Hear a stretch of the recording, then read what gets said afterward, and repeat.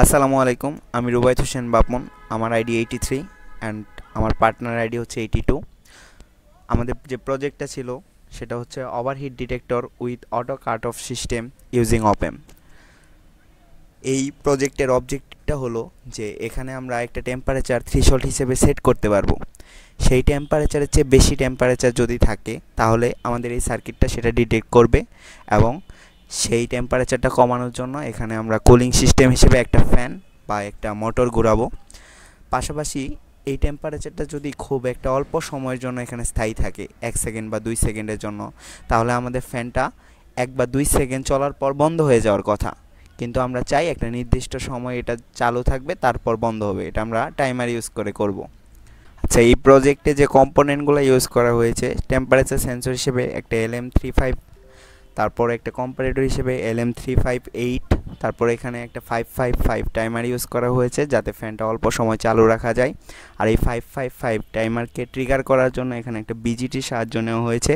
তারপর এখানে একটা রিলে ইউজ করা হয়েছে যাতে একটা নির্দিষ্ট সার্টিন টাইম পর ফ্যানটাকে অফ বা অন করা যায়। তারপরে এখানে এক্স্যাক্ট একটা ফ্যান রাখা হয়েছে এটাকে কুলিং করার জন্য।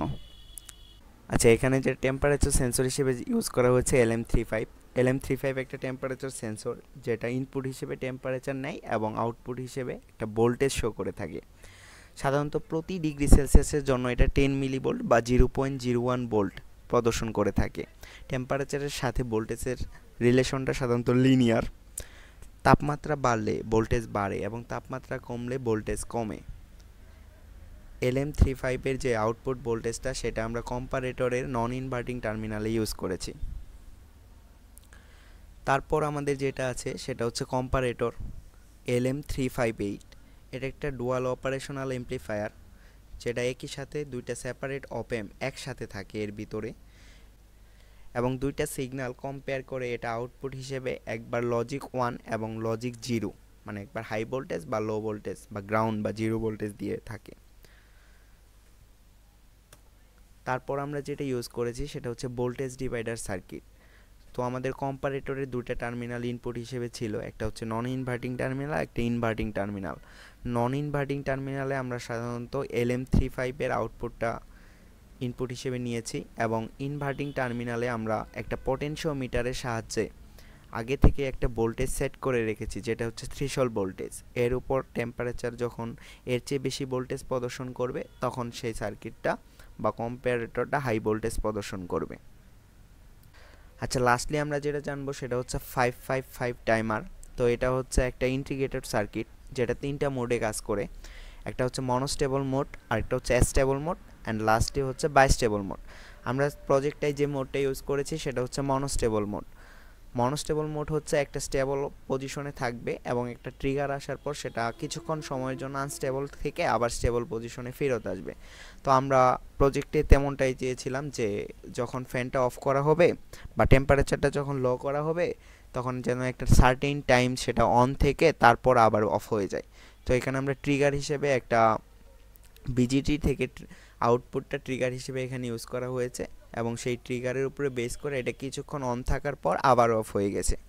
এখন আমরা আমাদের সার্কিটের ডেমনস্ট্রেটটা দেখব। আমি আইডি 82। সো আমি এখন হচ্ছে আমাদের এই সার্কিটটা রান করে দেখাবো। সো আমাদের প্রথম যে কাজটা সেটা হচ্ছে আমরা একটা টেম্পারেচার সেট করে দিব, যে টেম্পারেচারের পর থেকে আমাদের এই ফ্যানটা ঘোরা শুরু করবে। সো এই ক্ষেত্রে যেটা আমরা ইউজ করতেছি একটা পটেনশিওমিটার ইউজ করতেছি। সো এই পটেনশিওমিটারটা যদি আমরা চেঞ্জ করি, সো দেখা যাচ্ছে এখানে একটা ভোল্টেজ চেঞ্জ হচ্ছে। সো এই ভোল্টেজটাই আলটিমেটলি আমাদেরকে নির্দেশ করতেছে যে কতটুকু টেম্পারেচারের জন্য আমাদের এই ফ্যানটা ঘোরা শুরু করবে।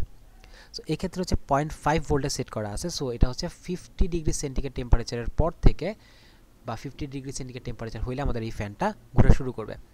সো আমরা হচ্ছে এটাকে 0.4 করলাম, তার মানে হচ্ছে 40 ডিগ্রি সেন্টিগ্রেড টেম্পারেচার পাইলে এই ফ্যানটা হচ্ছে আমাদের চলা শুরু করবে। সো আমরা যদি এই যে সেন্সারটা, এই সেন্সারে যদি আমরা যে 40 ডিগ্রি সেন্টিগ্রেড টেম্পারেচার দিয়ে দিই, সো এটা হচ্ছে আমাদের ফ্যানটা ঘোরা শুরু করলো। সো আমরা যতটুকুই টেম্পারেচার বাড়াই, সো ফ্যানটা ঘুরবে। সো কখনো যদি সিচুয়েশন এরকম হয় যে টেম্পারেচার কমতে কমতে যদি 39-এ চলে আসে, সো সেক্ষেত্রে হচ্ছে আমাদের ফ্যানটা অফ হয়ে যাবে। যদি কখনো সিচুয়েশন এরকম হয় যে লো টেম্পারেচার থেকে সেটা হাই টেম্পারেচারে গিয়ে খুব কম সময় সাস্টেন করে আবার যদি আগের টেম্পারেচারে ফেরত আসে, তাহলে ফ্যানটা কিছু সময় ঘুরে এরপর থেমে যাবে। সো এটা হচ্ছে আমরা এই রেজিস্টার আর এই ক্যাপাসিটার দিয়ে সেটাকে সেট করতে পারি। সো সাপোজ আমরা যদি এই রেজিস্ট্যান্সের মানটা বাড়াই দিই, এটা যদি 5K করে দিই, সো সূত্রটা হচ্ছে 1.1 R ইন্টু সি। সো এই টাইম জুড়ে ফ্যানটা হচ্ছে চালু থাকবে।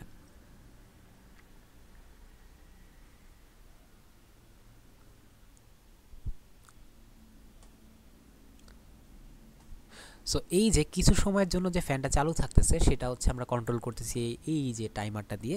সো সো এই টাইমারটাকে হচ্ছে ট্রিগার করতে হয়, সেই ট্রিগারটা হচ্ছে আমরা করতেছি এই ট্রানজিস্টরটা দিয়ে। আর এই রিলেটা ইউজ করা হচ্ছে যাতে হচ্ছে আমাদের ডিজায়ার্ড টাইমের জন্য ফ্যানটা যাতে অন থাকে, এরপর রিলেটা হচ্ছে আমাদের এই ফ্যানটাকে অফ করে দিবে। আচ্ছা, আমি ID83, তো আমি ওয়ার্কিং প্রসিডিউর সম্পর্কে একটু বলবো।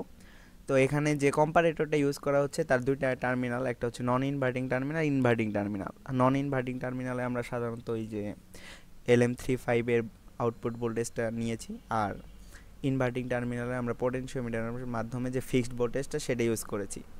তো যখন নন ইনভার্টিং টার্মিনালে ভোল্টেজটা ইনভার্টিং টার্মিনালের চেয়ে বড় হয়ে যাবে, তখন এই কম্পারেটরটা সাধারণত লজিক 1 বা প্লাস ভিসেটের কাছাকাছি একটা হাই ভোল্টেজ দিবে, আর যখন সেটা ছোট হবে তখন সেটা সাধারণত 0 ভোল্টেজ দিবে।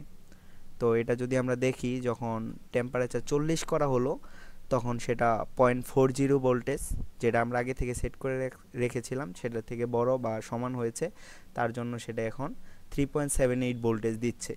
তো এই ভোল্টেজটার মাধ্যমে আমরা এই বিজিটিটা অন করতে পারতেছি, যার কারণে এই বিজিটিটা তখন শর্ট সার্কিট হিসেবে 0 ভোল্টেজ প্রদর্শন করতেছে, যেটা আমরা ট্রিগার হিসেবে ইউজ করছি।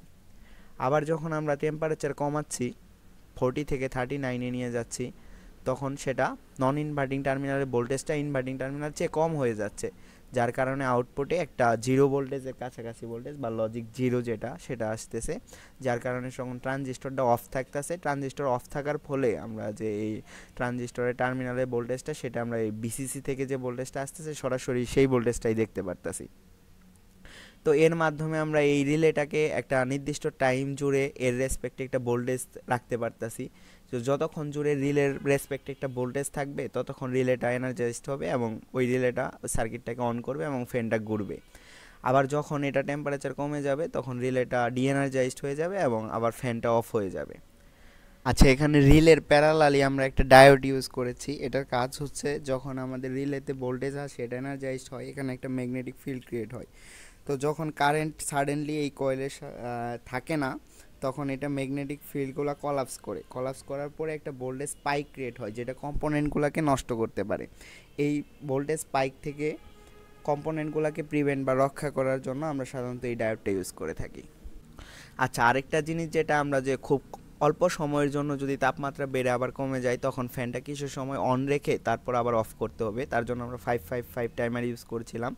তো এখানে আমাদের একটা ট্রিগার করতে হবে। সাধারণত যখন 38 এখন তাপমাত্রা আছে, একে যদি বাড়ায় আমরা 40 করি তাহলে আমরা দেখব ট্রানজিস্টরের রেসপেক্টে ভোল্টেজ হচ্ছে 0 ভোল্ট। আবার যদি 39 করা হয় তাহলে দেখা যাবে 5 ভোল্ট। এই যে 0 থেকে 5 হলো, এর মাধ্যমে একটা এখানে ট্রিগার হয়েছে। এই ট্রিগারের ফলেই এই 55 টাইমার দ্বারা একটা অন কন্ডিশন ক্রিয়েট করা হয়েছে একটা নির্দিষ্ট সময়ের জন্য। তার জন্য ওই নির্দিষ্ট সময় ফ্যানটা অন ছিল, তারপর আবার অফ হয়ে গেছে। আচ্ছা, এটাই ছিল আমাদের ওভারঅল প্রজেক্ট ওভারহিট ডিটেকশন। তো থ্যাংক ইউ অল।